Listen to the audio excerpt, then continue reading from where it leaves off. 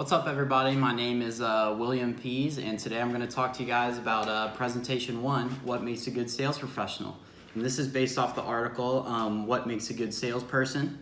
And welcome to 2019. Probably not the most ideal environment for a traditional sales professional, but that's probably a good thing. Now today it seems like there's a magnifying glass on pretty much every aspect of life, really toning in on, is this ethical? Is it not ethical? Is there subject motives in what's going on here? And in return, as you can probably imagine, that has a large impact on how salespeople are viewed today. A lot of times salespeople are often viewed as greedy, as self-interested, and as all around just kind of schemy and salesy people. So definitely not good. Salesy is definitely an insult. So in this article, David Mayer and Herbert Greenberg point out 2 core characteristics of a successful salesperson, and that's empathy and ego drive.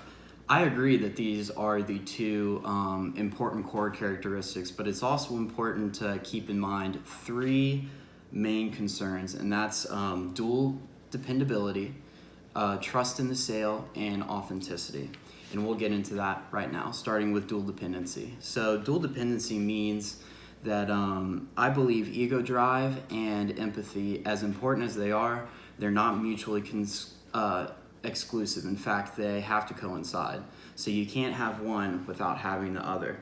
Empathy, you have to understand where your customer's coming from, what their goals are, what their points are, and you also have to understand your needs, and you have to be passionate about the sale. But you have to be careful, because if you're too concerned with making that sale, then it'll come off as salesy and the customers will put up the walls. So it's important that you understand that you can't have one without having the other. Secondly, trust in the sale. So I'll define trust in the sale as trusting that the product that you're selling to the customer is going to benefit them and satisfy their need in the long run.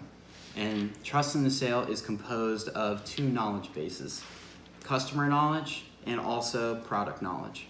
You have to know who you're selling to, you have to know what they need, how they can benefit from your product, and you also have to know your product. You have to know what your product is and if it's the exact thing that your customer needs to satisfy their needs that they're coming to you for. Lastly, authenticity. So this is probably the most simple and most common aspect of a salesman, but it's also the most complicated, and it's the first thing that a customer can pick up on. So in traditional sales, there seems to be a hierarchy in the communication between the salesman and the customer. Salesman is always on a higher pedestal.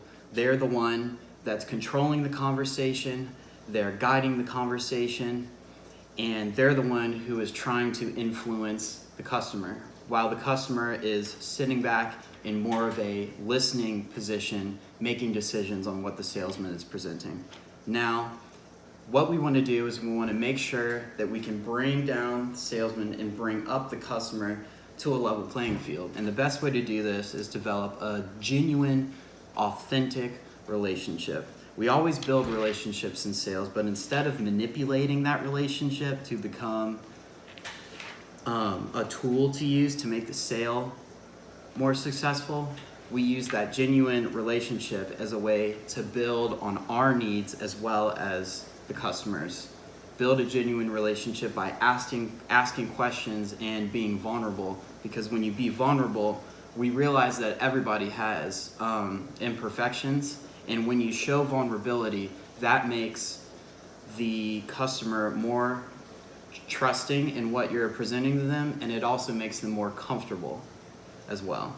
So in conclusion, I agree that the 2 core values of ego drive and empathy are essential, but they also need dual dependability. They also need trust in the sale, and you also need authenticity as well. Thank you.